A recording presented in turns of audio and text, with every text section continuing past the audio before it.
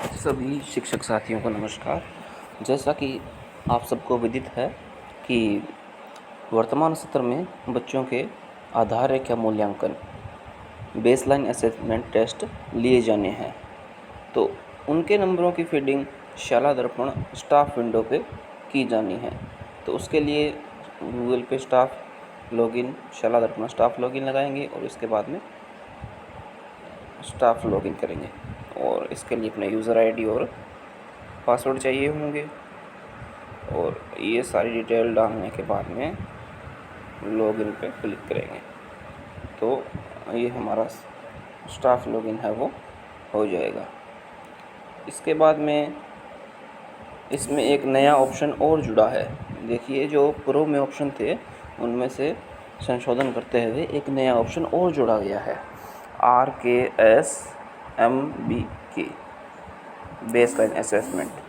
तो इस ऑप्शन पे अपने को क्लिक करना है। इसमें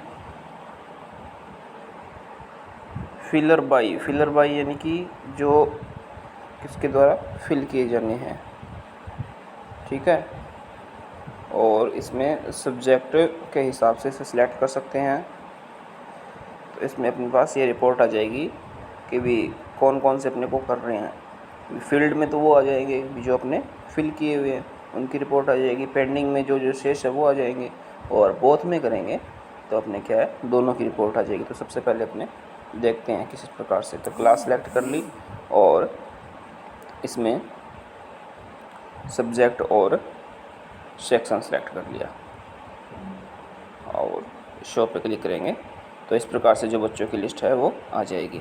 अब इसमें क्या दिया हुआ है, number of correct answers in the baseline assessment, यानी कि जो जितने प्रश्न हैं उनमें से बेसलाइन असेसमेंट में कितने क्वेश्चंस का आंसर करेक्ट दिया है उनकी संख्या यहाँ पे लिखनी है। और उसके बाद में suggested group for the students, तो ये प्रक्रिया बाद में की जानी है।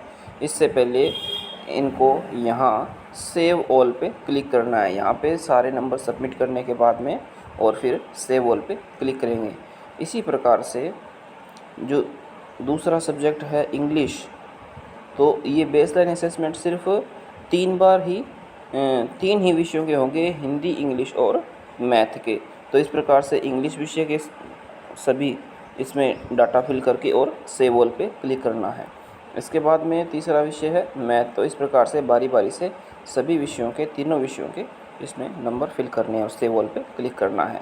इसके बाद में क्या दिया हुआ है, एक प्रविष्टि आपको ध्यान रखने वाली बात ये है कि ये जो नंबर हैं तो इन्हें बहुत ही सावधानीपूर्वक करना है, क्योंकि इसमें सबसे ऊपर एक ब्लू लाइन में नोट लगा के बात बताई हुई है कि प्रविष्टि को ध्यान से सेव करें।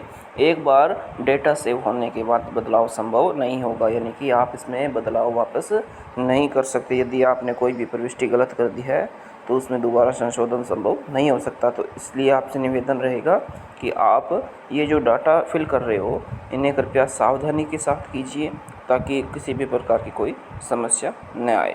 तो इस प्रकार से आप इन्हें सेव करने के बाद में और फिर ये ऑप्शन जैसे भी आगामी दिनों में आएगा कि सजेस्टेड ग्रुप फॉर स्टूडेंट्स, तो ये भी ऑप्शन ओपन नहीं हुआ है, क्योंकि ये जो अभी शुरुआती फेज़ है इसका बेसलाइन असेसमेंट एंट्री, ये मॉड्यूल जोड़ तो दिया गया है स्टाफ लॉगिन में, लेकिन इसमें जो दूसरा ऑप्शन ये है कि सजेस्टेड ग्रुप, यानी कि उसमें जो प्रश्न बच्चों के जितने सही आ रहे हैं उसके हिसाब से ग्रुप ए और ग्रुप बी, दो वर्गों में बच्चों को विभाजित करना है।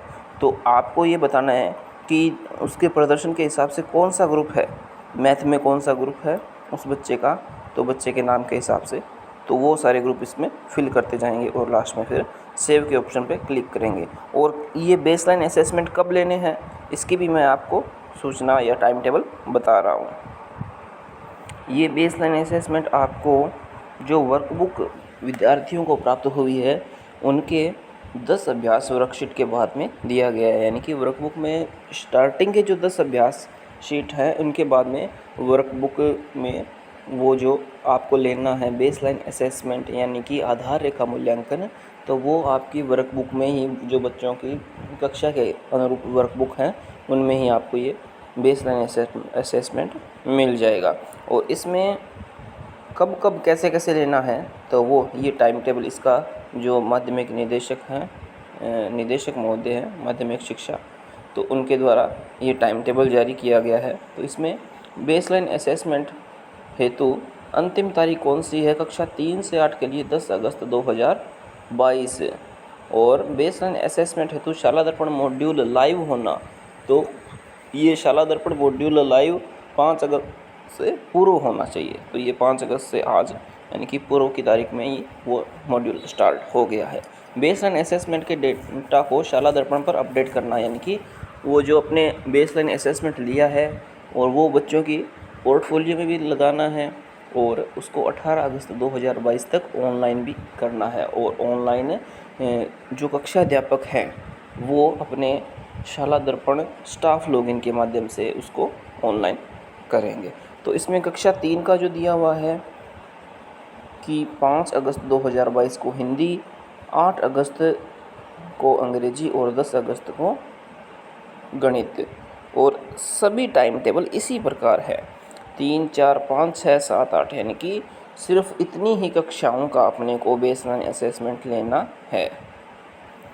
और 5 अगस्त को सभी हिंदी विषयों का बेसलाइन असेसमेंट आधार का मूल्यांकन लिया जाना है। इसके बाद में है 8 अगस्त, तो 8 अगस्त को अंग्रेजी विषय की समस्त कक्षाओं का आधार का मूल्यांकन लिया जाना है। और इसके बाद में 10 अगस्त को गणित विषय का समस्त कक्षाओं का बेसलाइन असेसमेंट, और इसका समय निर्धारित किया गया है 9:30 बजे से 10:30 बजे, यानी कि इसमें 1 घंटे का समय दिया गया है। और इसको डेटा को अपडेट करने का सभी में है लास्ट तारीख 18 अगस्त 2022।